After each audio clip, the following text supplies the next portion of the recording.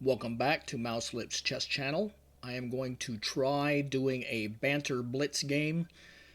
Bear in mind that I am not a super strong player, so there's going to be a lot of mistakes, and I want to just try this to see how it goes. So we're going to play a 5-5 game on chess.com. Let's see how long it takes to get a challenge. Oh, that was fairly quick. What's he going to play? D4. I'm going to try something different with a Benoni start. And may go into a Benko, but no, he has declined going into a Benko. So let's go this way.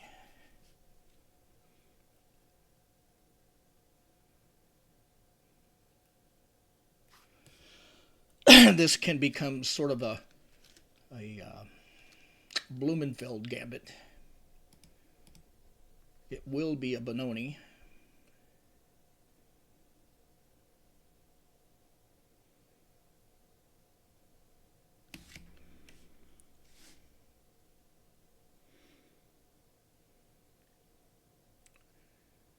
I think I've played this person before. Colin K. Ridero? Or is it Colin Ridero? You'll notice I didn't put... Oh, that's interesting. He played it differently. There is a little bit of a trap here. Knight takes pawn is not good because he can pin my knight and I can't unpin it because his knight would cover that square. So, if I'm going to exchange here, I'm going to take his knight.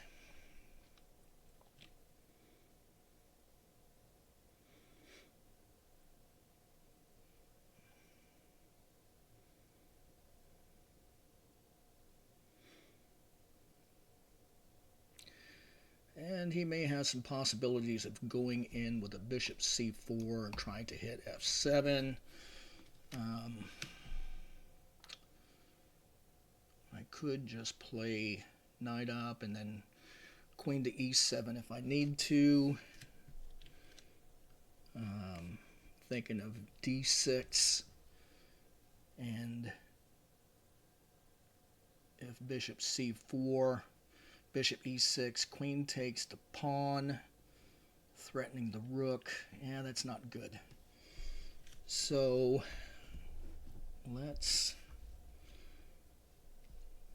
go this route with, what's the right way to go here? Knight or pawn up? I think we're going to go with the knight. And if he goes bishop c4, can always play queen here.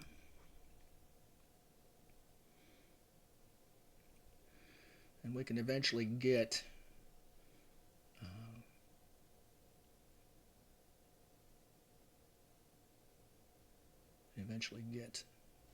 d6, bishop e6 in. If he's not careful.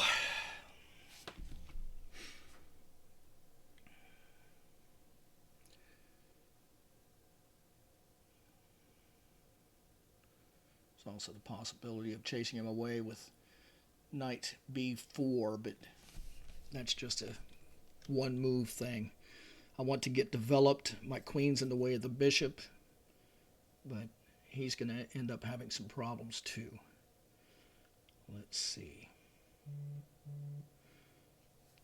Okay. Now he's kind of threatening to go knight here and really getting a lot on the square. So let's stop that with this move. This is when to play h6, I do believe. Bishop to there. That makes sense. He's threatening to go bishop d6. Okay, let's see what we can do about that. We could go... Oh, that actually is going to win the e-pawn, I believe. Knight b4, something I hadn't realized, is that he cannot protect the bishop. Oh, I think this This may just very well be a winning tactic. Let's see what he does.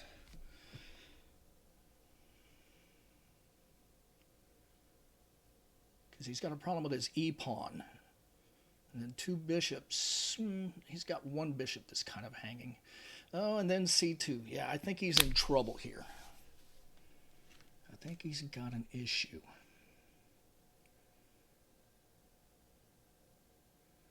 What is he going to do?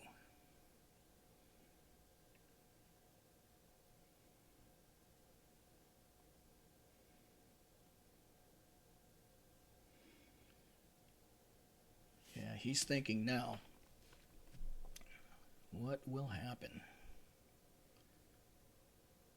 He can't go to d3 because the knight's covering d3. And I don't see, unless he plays queen e5, how he can defend the e-pawn. But then I'll exchange queens and then fork him on c2. So he's in trouble.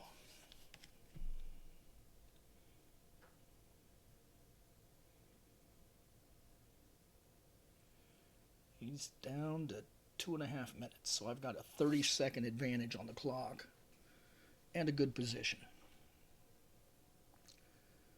What will he do?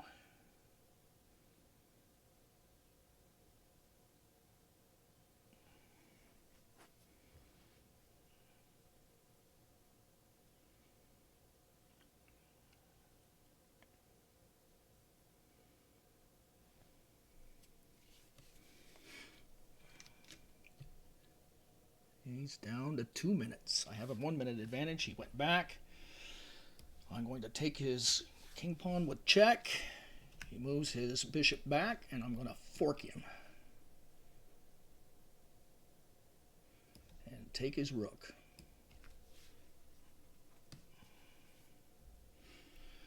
Of course, he can come back, but let's see. What can I do here? Can I cause a problem with queen there? No. Where is the best square to go? Let's come back to e6. e6 looks good. I've got plenty of time to figure something out here. e6 threatens a2. He can go. Yeah, that looks good. Queen e6.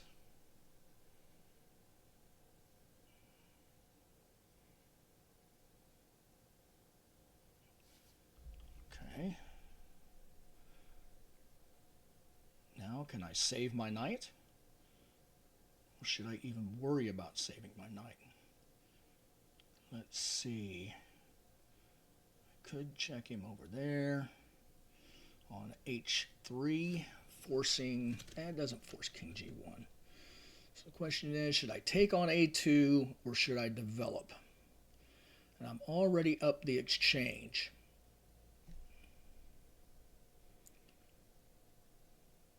So I am going to develop. So now the question is, should I play d5 or should I play d6? And there's still the idea of h3 or queen h3 check. I kind of like that because it really bottles him up unless he goes back. But if he goes back,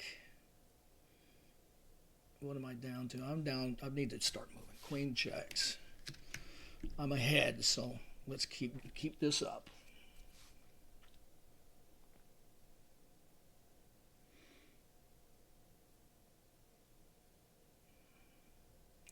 See if he's going to bottle himself up or if he's going to come and move his king back out. He's moving his king back out. All right, well, we're going to come back and take on a2. Save our knight.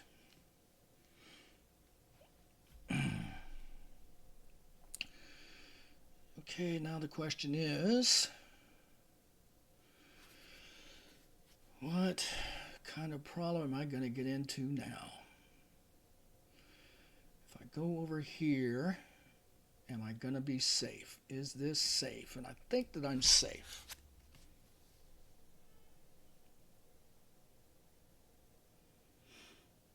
think that I'm safe here. He still needs to be careful.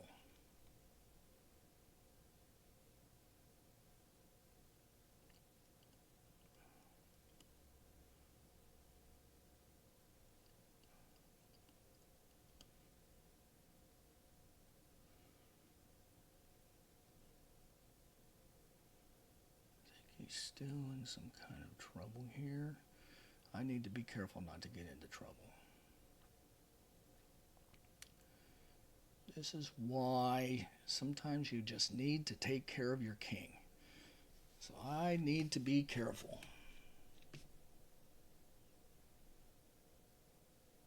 He's down to 1 minute. I've got a minute and a half. Probably shouldn't have grabbed that pawn on a2. Now the king is going back now. Now I do believe we can get out. We're going to come up and castle. Oh, but he's going to... he can't castle. We're going...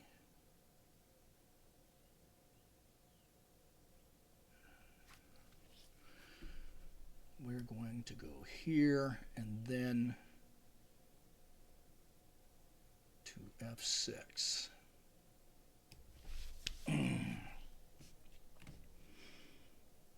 Okay. What's his idea here?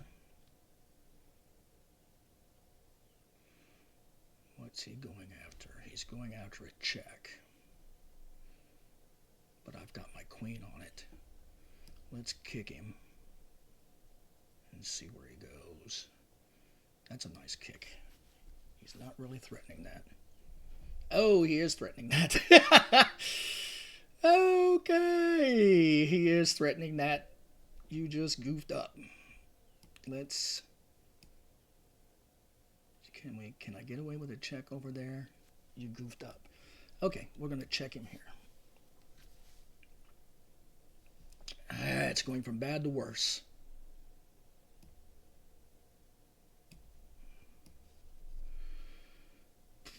Oh, we're getting bad. He's going to double up. You have really screwed this game up. See, this is the thing that Aim Chess is telling me. You get a winning position and then you screw it up. I think it's all because of taking on a2. You got to watch that being a materialist.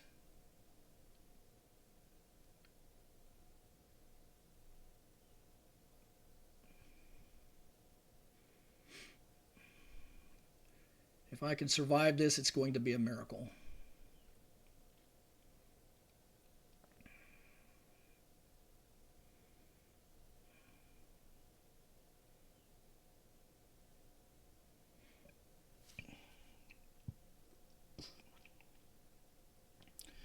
He took with check. I'm going to come back up. He can take again with check. He does. If I take here,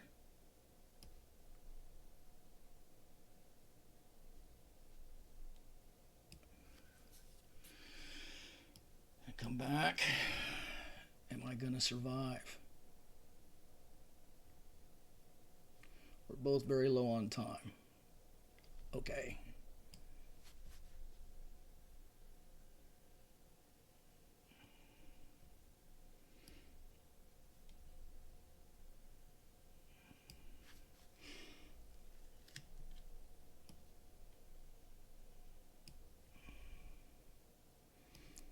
And I am ahead.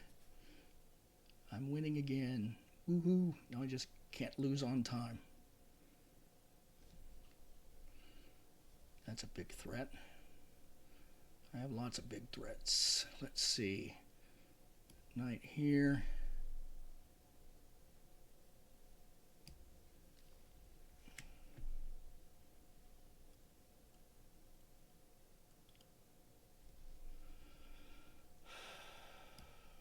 Let's check him there. Let's take here. And what's he gonna do?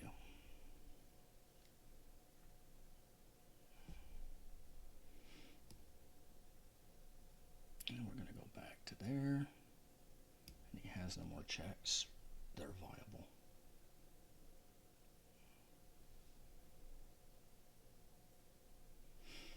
Okay, he's got that. What will he do now?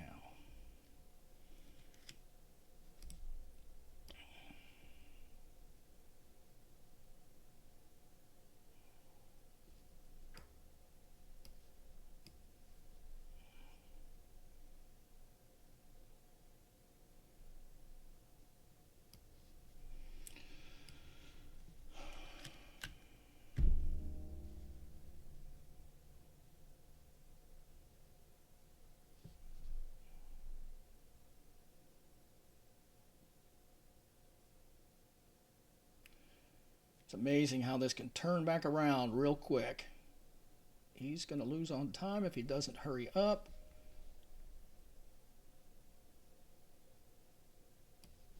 Take, and we're going to pin it and win it.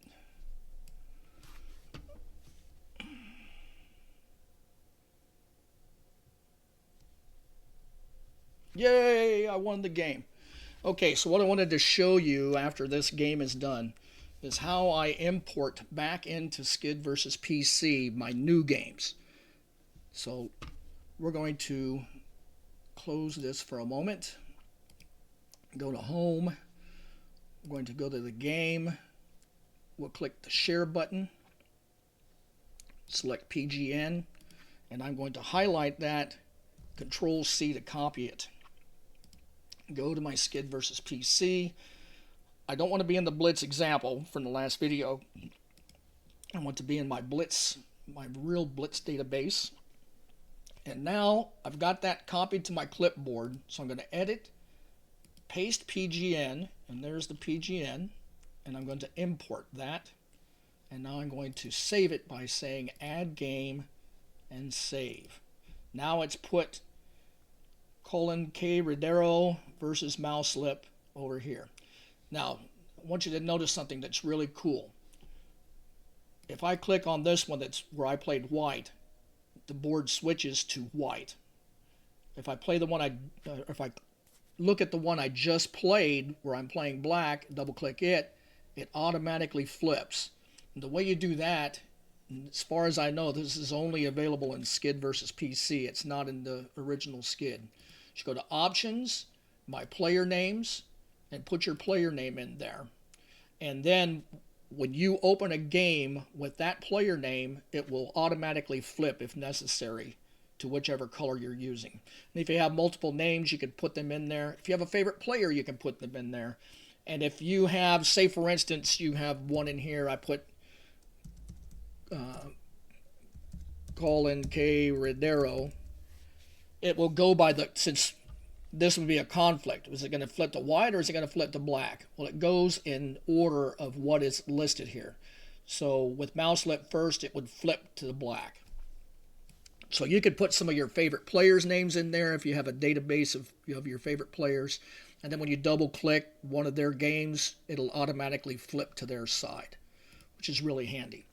Now, something I want you to see on here is that the data has a lot of extra stuff compared to what I had downloaded in the past, where it just has the moves.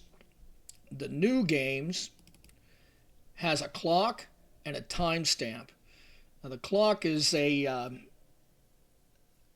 just showing what the actual user clock shows, whereas the timestamp is kind of a handy thing that chess.com puts on here. I don't think it's on Lead Chess.